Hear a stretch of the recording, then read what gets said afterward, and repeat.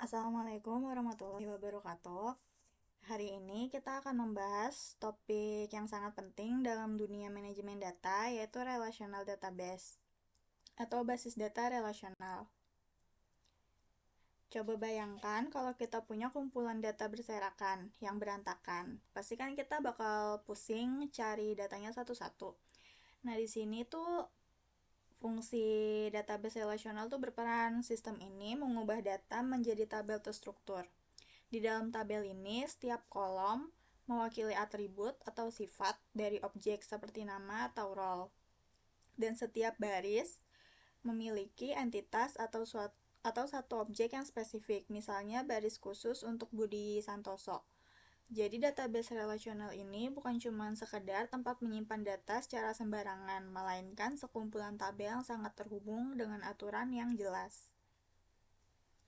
Nah, karena tabel-tabel yang tadi itu terhubung, kita butuh kunci untuk saling mengenali. Pertama itu ada primary key, PK atau kunci utama.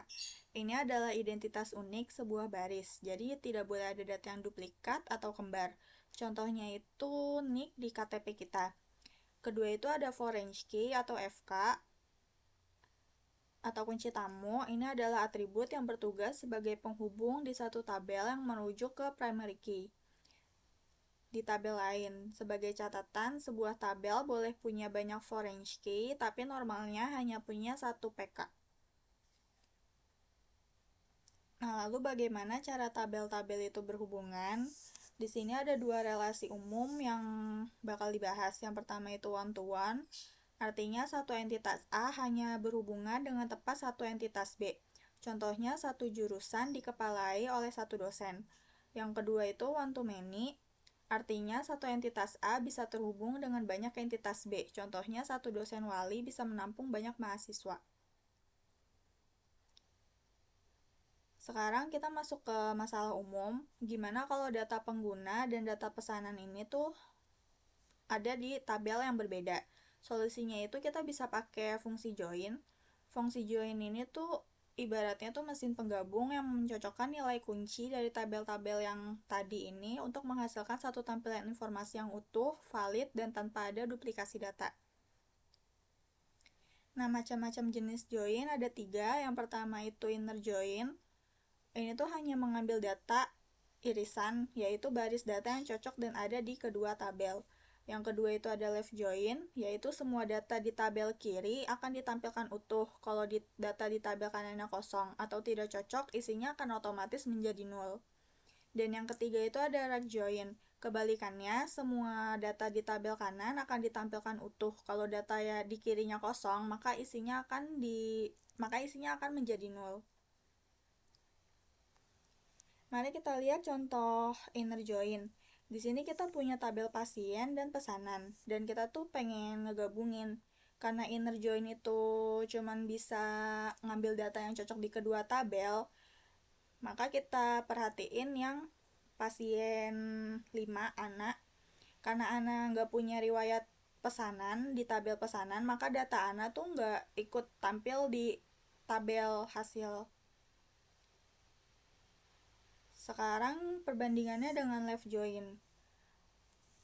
Fokus utama kita tuh ada di tabel sebelah kiri, yaitu tabel pasien. Pasien P5 IK itu tuh nggak punya pesanan, tapi tetap ditampilkan di hasil akhir. Namun karena tabel pesanan tidak punya data untuk IK, maka hasilnya tuh ditampilin itu nol. Terakhir untuk right join, fokusnya dibalik kita ke tabel sebelah kanan, pesanan. Konsepnya itu sama, jika ada data pesanan di kanan, ia akan pasti ditampilkan. Kayak pasien 1 sampai pasien 4. Cuman kalau dia nggak punya kecocokan data pasien di tabel kiri, maka nilai informasinya pasiennya tuh akan jadi nol. Contohnya tuh di pasien 5 IK.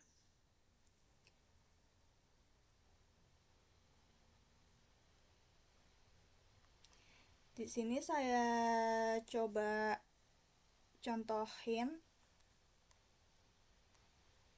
penggunaan fungsi join di PG admin.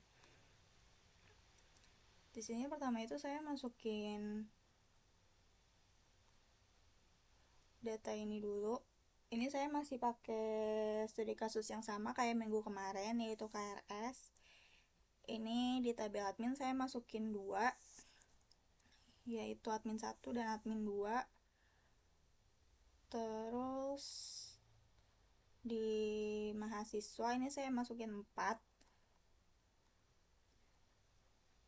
Lalu di database ini saya masukin 3 data.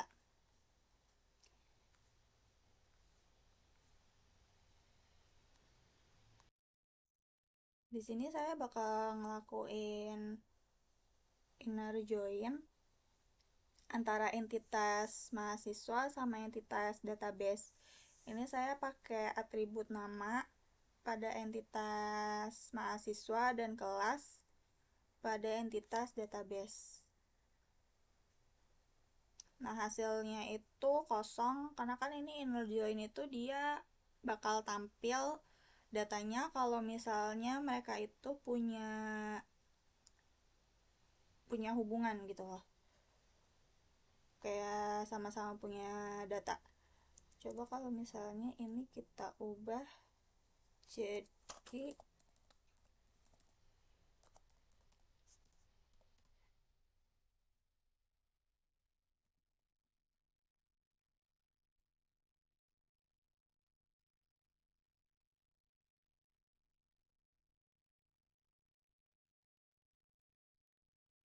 di sini saya mau coba pakai ID NPM. Ini tuh muncul 3 data karena di kedua tabel mahasiswa sama database itu tuh 3 mahasiswa ini tuh punya saling mengisi gitu loh. Terus coba kalau kita yang left join. Nah, di sini bisa dilihat yang tabel sebelah kirinya itu tampil, sedangkan kanannya itu nggak tampil karena isinya tuh kosong.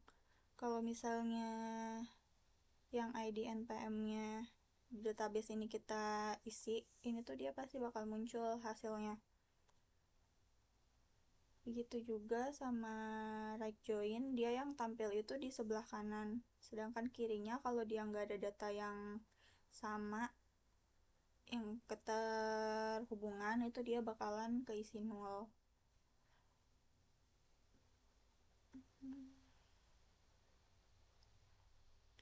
Terus ini untuk ACT kalian itu melakukan operasi join, 3 join tadi, inner, left, sama right, pakai database e-commerce yang kalian kerjain di ACT 4. Terus ini tabel-tabel yang bisa dilakukan join ada 5. Kalau misalnya kalian mau nambahin juga nggak apa-apa. Terus untuk LA-nya kalian SS listing ini, terus kalian logikain, sama jangan lupa ditampilin hasil dari fungsi join tadi, yang 3 join ini.